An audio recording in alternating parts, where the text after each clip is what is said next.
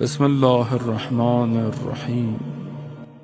ایک عارف بزرگوار کہتے ہیں کہ میں اماموں کے علاوہ باقی حرموں میں نہیں جاتا تھا، امام زادے یا صاحب کے.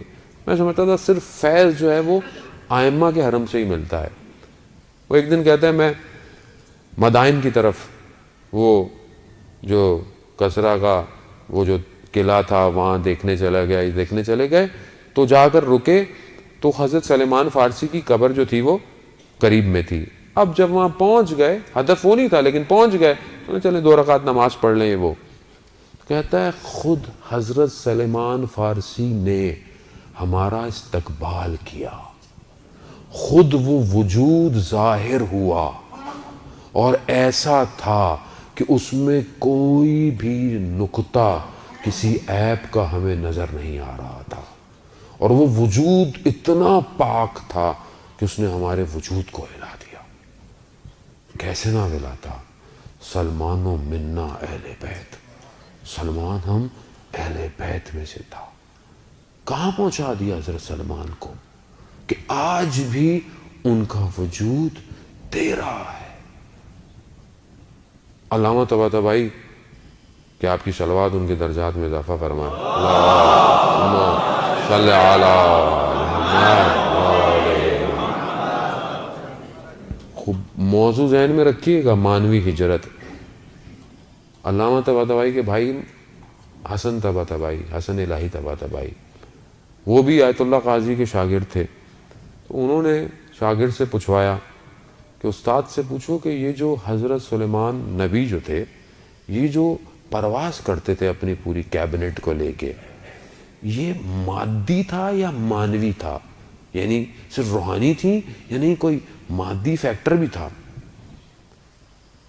تو استاد نے کہا کہ اس وقت کے دور میں جو مخلوقات تھیں ان میں سے ایک ابھی باقی ہے، تو میں اس سے پوچھ کے بتاؤں گا.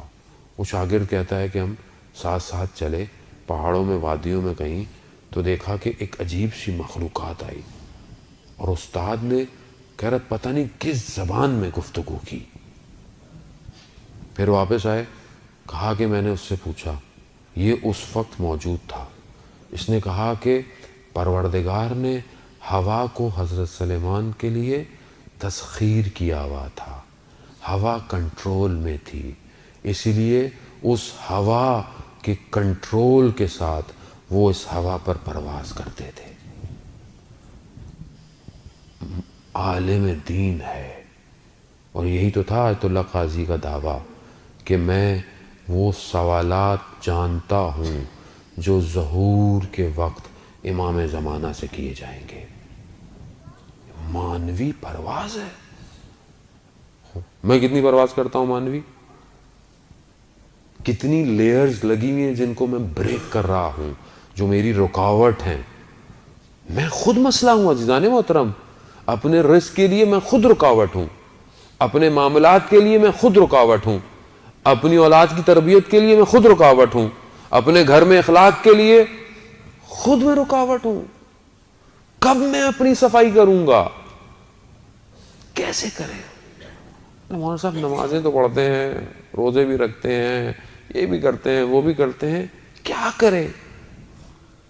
مجھے پتا ہے بہت میں اٹھوں گا تو پھر میرے پاس میسج آنا شروع ہو جائیں گے، کیا کریں یہاں پہ آپ ہی بتائیں. ظاہر ہے ہم ہی بتائیں گے، اور کون بتائے گا؟ اگر ہم نہیں بتائیں گے تو ایک جگہ مجلس پڑھنے کا 13 مجلسیں پڑھنی تھی. پہلی مجلس میں ہم نے بولا کہ کچھ سوال کے جواب ہیں ہم یہ بتائیں گے، لیکن ہر روز آنا پڑے گا، اور پبلک ہر روز آتی رہی. ہم نے بولا آخری دن بتائیں گے. آخری دن بہت مجمع رش پڑ گیا. بہرحال وہ تو ہم نے جو بھی ان کو بتایا نہیں بتایا، لیکن ذہن کو کہ بھائی سوالوں کے جواب آپ کے اپنے پاس ہیں. میں آپ کو نہیں بہتر جانتا، آپ خود اپنے آپ کو بہتر جانتے ہیں. آپ بہتر جانتے ہیں آپ کی مشکل کیا ہے. میرا ہدف صرف نشاندہی کرنا ہے. میں صرف نشاندہی کر سکتا ہوں کہ یہ مشکل ہے. مشکل کو خود ڈھونڈیں.